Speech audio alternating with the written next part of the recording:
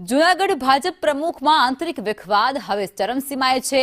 શહેર પ્રમુખ ગૌરવ રૂપારેલિયા સામે આક્રોશ, જેમાં પૂર્વ મોરચાના પૂર્વ ઉપપ્રમુખ તેજસ જોશીનો આ મોટો ધડાકો। શહેર પ્રમુખ ગૌરવ રૂપારેલિયા એ વ્યાજખોર હોવાનો મસમોટો આક્ષેપ તેમના દ્વારા લગાવાયો છે। લોકોને વ્યાજના વિષ ચક્રમાં ફસાવ્યા હોવાનો પણ આક્ષેપ છે।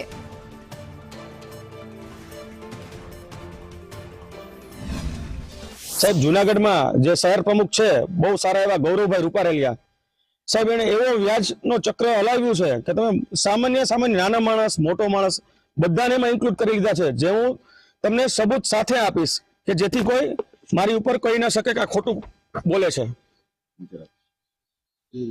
શું નામ લખેલા કોના નામ છે આમાં સારા સારા માથાઓના નામ છે। એ હું પ્રેસને બધું આપી દઉં છું, ફાઇલ ને બધું, અને મારી પાસે ઘણા પ્રૂફ છે। અને મારે એ પણ કહેવું છે સાહેબ, ગૌરવભાઈ રૂપારેલિયા, તમે જે જેએમસી જૂનાગઢ નગરપાલિકા જૂનાગઢ મહાનગરપાલિકામાં જે બાંધકામ શાખામાં જે બે માણસોને ગોઠવા છે એમને મારે કહેવું છે કે તમે આ વહીવટ રહેવા દો। બાકી નેક્સ્ટ હું પ્રેસ કોન્ફરન્સમાં તમારા બી નામ કહીશ, તમે આ બધું બહુ ખોટું કરો છો, આવું કરપ્શન રહેવા દો, જૂનાગઢને એમાંથી મુક્ત કરો।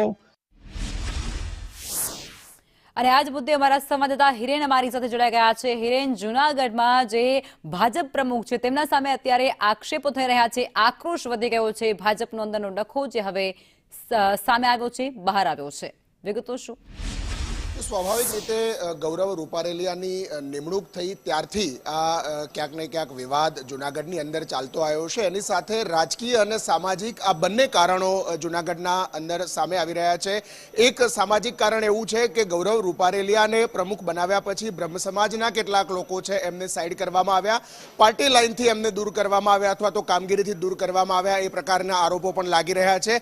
અને સાથે જે સંગઠનની ત્યાંની જે ટીમ છે એમાં બે ભાગ અગાઉથી જ પડેલા છે। એ 2017 વિધાનસભાની ચૂંટણીથી ચાલતા આવેલો આ રાજકીય મુદ્દો છે ને એમાં બે અલગ અલગ ગ્રુપો વચ્ચેની જે હરીફાઈ છે એ હરીફાઈનું પરિણામ 2017 થી લઈ 2022 2024 છેલ્લે વિસાવદરની ચૂંટણી અને અત્યારે આ ફરીથી શહેર પ્રમુખની નિયુક્તિ વખતે પણ જોવામાં આવી રહી છે। કારણ કે જે જૂના લોકો છે, સંગઠનનું કામ કરેલા લોકો છે, એવા લોકોને સાઇડલાઇન કરવામાં આવતા હોવાનો આરોપ પણ લગાવવામાં આવ્યો છે। અને આ તેજસ જોશી કે બ્રહ્મ સમાજમાંથી આવે છે, યુવા મોરચાના પૂર્વ ઉપપ્રમુખ છે, એ તેમના અન્ય જૂના સાથીદારો છે, પોલિટિકલ લોકો છે, એમના જે ગોડફાધર કહી શકાય એવા લોકોની સાથે રહી અને આ ગૌરવ રૂપારેલિયા સામે આ પ્રકારના આક્ષેપો લગાવવામાં આવી રહ્યા છે। એમનું કહેવું છે કે એમની સામે વ્યાજખોરીના આરોપો છે, એમને પોતાના માણસોને કોર્પોરેશનની અંદર સેટ કર્યા છે, રોજે રોજ જે ટીપીના કામો છે અથવા તો બાંધકામના જે કામો છે એમાંથી પૈસા કમાય છે, પ્રકારના આરોપો લગાવવામાં આવે છે। એટલે સ્વાભાવિક રીતે આ આરોપોની સાથે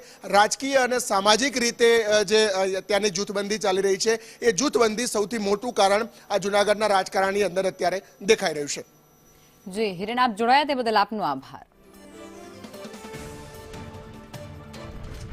તો જૂનાગઢમાં હવે ભાજપમાં જે આંતરિક ડખો છે તે હવે ચરમસીમા પર પહોંચી ગયો છે અને આક્ષેપ પ્રત્યાક્ષેપનો દોર અહીં શરૂ થઈ ચૂક્યો છે। જૂનાગઢ ભાજપ પ્રમુખ સામે આક્રોશ વ્યક્ત થઈ રહ્યો છે। પ્રમુખ ગૌરવ રૂપારેલિયા સામે અત્યારે રોષ ભભૂકી ઉઠ્યો છે।